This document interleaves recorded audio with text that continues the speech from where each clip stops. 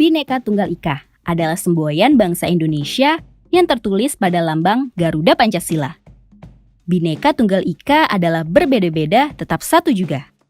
Indonesia memiliki lebih dari 17.000 pulau sehingga memiliki beragam suku, budaya, ras, dan adat istiadat.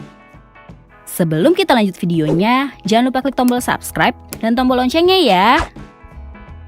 Karena Indonesia sangat beragam, namun bangsa Indonesia tetap satu kesatuan yang gak bisa dipisahkan. Kalimat Bhinneka Tunggal Ika berasal dari bahasa Jawa kuno. Jika diartikan secara harafiah, begini bunyinya. Bhinneka artinya beragam atau bermacam-macam. Tunggal artinya satu. Ika artinya itu. Sejarah dan artinya. Berdasarkan arsip resmi Kementerian Hukum dan HAM, Bhinneka Tunggal Ika berasal dari bahasa Jawa kuno yang diambil dari kitab atau Kakawin Sutasomo karangan Empu Tantular pada masa kerajaan Majapahit sekitar abad ke-14 Masehi. Bhinneka artinya beragam atau beraneka. Tunggal artinya satu dan Ika artinya itu.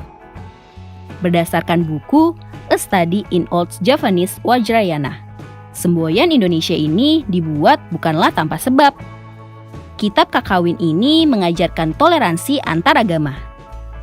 Artinya secara harafiah, Bhinneka Tunggal Ika adalah meski beraneka tapi tetap satu juga.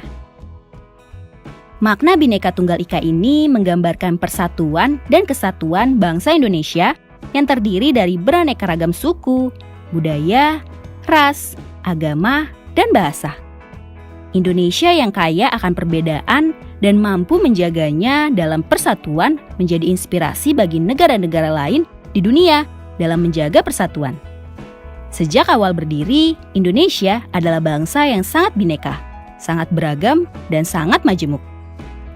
Berkat perjuangan para pahlawan, Indonesia bisa menjadi bangsa yang kokoh. Nah, Bhinneka Tunggal Ika berhubungan dengan Pancasila. Supaya kamu semakin memahaminya, yuk kita lihat apa saja arti dan makna dari lambang-lambang dalam Pancasila. Burung Garuda menjadi lambang negara bangsa Indonesia dan Pancasila merupakan dasar ideologi bangsa Indonesia. Lambang negara Indonesia adalah burung Garuda yang di dalamnya terdapat 5 lambang Pancasila beserta maknanya.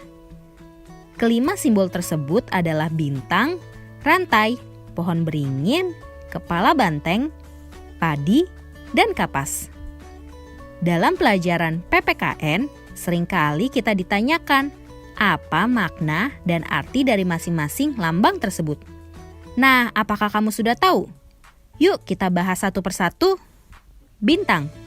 Lambang bintang emas dengan perisai berlatar belakang warna hitam dijadikan sebagai sila pertama dalam Pancasila yang berbunyi Ketuhanan Yang Maha Esa. Pada bintang berwarna kuning bersudut 5, bintang diartikan sebagai sebuah cahaya seperti Tuhan yang menjadi cahaya kerohanian bagi setiap manusia. Dikutip dari situs Kementerian Pendidikan dan Kebudayaan atau Kemendikbud, bintang emas mengandung maksud bahwa bangsa Indonesia adalah bangsa yang religius, di mana bangsa yang beriman dan bertakwa kepada Tuhan Yang Maha Esa sesuai dengan kepercayaan masing-masing. Contoh kegiatan yang bisa diterapkan sesuai sila pertama adalah 1. Percaya kepada Tuhan Yang Maha Esa. 2. Hormat menghormati. 3. Hidup rukun. 4. Bekerja sama antara pemeluk agama dan penganut kepercayaan yang berbeda-beda. 5. Tidak memaksa suatu agama atau kepercayaan kepada orang lain. Rantai. Lambang rantai berwarna kuning berlatar belakang warna merah dijadikan sebagai dasar kemanusiaan yang adil dan beradab. Pada lambang rantai disusun atas gelang-gelang kecil dengan jumlah 17 gelang dan saling menyambung, di mana itu menandakan hubungan manusia satu dengan yang lain dan saling membantu. Gelang yang berbentuk persegi menggambarkan pria, sementara gelang yang berbentuk lingkaran menggambarkan wanita. Contoh sila kedua Pancasila yang bisa diterapkan di lingkungan masyarakat adalah 1. Sikap saling mencintai sesama manusia. 2. Tenggang rasa. 3. Gemar menolong orang lain. 4. Tidak membeda-bedakan. Dan 5. Berbicara kepada orang lain dengan sopan santun. Pohon beringin. Pohon beringin melambangkan sebagai tempat berteduh dan berlindung. Pada Pancasila, pohon beringin dijadikan sebagai dasar sila ketiga yang berbunyi Persatuan Indonesia, di mana mencerminkan kesatuan dan kesatuan Indonesia. Pohon beringin merupakan sebuah pohon di Indonesia yang memiliki akar tunjang. Sebuah akar tunggal panjang yang menunjang pohon yang besar ini dengan tumbuh sangat dalam ke dalam tanah. Pohon beringin memiliki banyak akar yang menggelantung dari ranting-rantingnya. Contoh sila ketiga Pancasila dalam lingkungan masyarakat adalah 1. Rela berkorban. 2. Cinta tanah air. 3. Mencintai produk lokal. 4.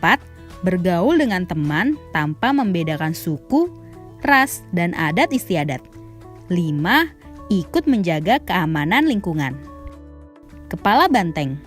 Lambang kepala banteng dijadikan sebagai dasar pada sila keempat Pancasila yang berbunyi kerakyatan yang dipimpin oleh hikmah, kebijaksanaan dalam pemusyawaratan atau perwakilan.